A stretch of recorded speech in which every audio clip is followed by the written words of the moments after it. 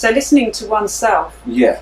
turning off the noise, you know, even if it's for half an hour each Yes. day, and, and allowing to understand and hear that inner voice, that inner knowingness, is vital. Definitely. Because that brings back to a neutral and a balance within ourselves and a connection to our true self as well. Yeah, who you truly are, exactly. And going back to the heart again, and I've been writing about that more recently, because like the final, that is the final push. Like the great work of ages is which has been going on for probably more than 20,000 years, really. I mean, the history that we're told is completely incorrect in every way. I mean, even down to like the cavemen, and that this is not correct history. But so the great work was to conquer the human heart, the human being, can't be done overnight.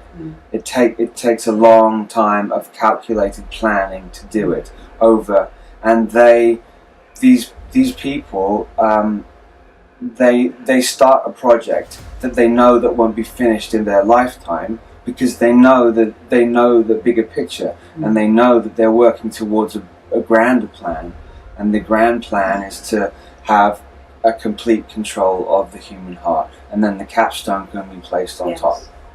And the thing is with humans as well, one of the beautiful endearing qualities I love about humans, which since the modern era has come along with technology and video games, compassion and empathy is something that humanity has been losing really fast.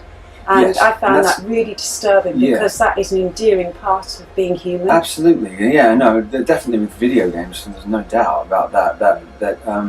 Well, they use, especially like the Grand Theft Auto games, I don't know, people definitely will know what they are. It allows you to go and be brutal as you like, on a very sort of realistic scene. You can go and attack just anybody on the street, and you can drive and you can run people over, and so it sort of starts to slowly erode the natural empathy that human beings have. That's just one of the angles that they're having to get rid of it. They don't want they want to make us like them. Yes, and it's desensitizing our natural state of being. Yes. And so, I mean, I've seen it myself where you've got somebody in the street being beaten up by somebody else, and everybody walks past. No one wants to get involved. You know, you'll get one brave soul that will step in. Yes. When perhaps in the 70s and early 80s, before all the technology came in, there would have been a lot of people that would have come to the aid. No doubt about it. No doubt about it. And there's been like a heavy push in the last decade and a half, to really, because their time's running out. They don't have very much time left. To put this plan into place. And it also ties into transhumanism, and because if they can get tech into the human being, as much tech as they can into the human being, then they can start separating the heart faster. That's why there's a big push for atheism now. It's not none of my business what anybody believes, but there's a calculated agenda behind it. But it's still cutting us off. That we're only here and this is all we are. Exactly. And it's reinforcing that lie, that birth and death and that's it lie. A lot of these guys don't want to die either, because then they sort of would have to face up a lot of stuff that they've done. So they have technology. The technology that they have age regression technology. So they can do that stuff. A lot of the Third Reich is still continued on and still continued going.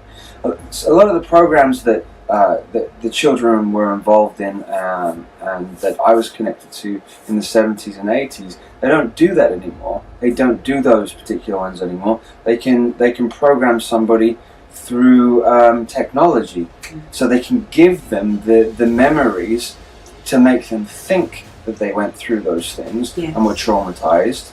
But they, so that's good enough. Yes. If they think they were traumatized and they went through it, then that's good enough to make them split the mind and disassociate the mind, because it's all about disassociation. Yes.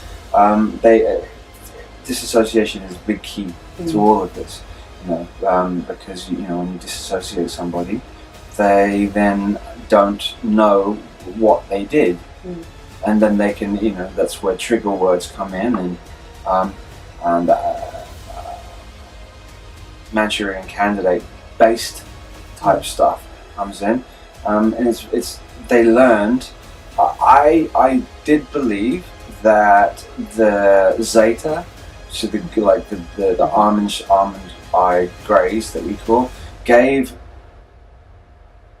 particular group of human beings the information in the more precise information, because I know they've been doing disassociation, because if you look at the Egyptian Book of the Dead, it explains in that particular book how that they were using potions or drugs and trauma to disassociate back then, but they refined it big time during the Second World War. But I think that information was given from the Zeta to them, to how to honeycomb split the mind. Yes. So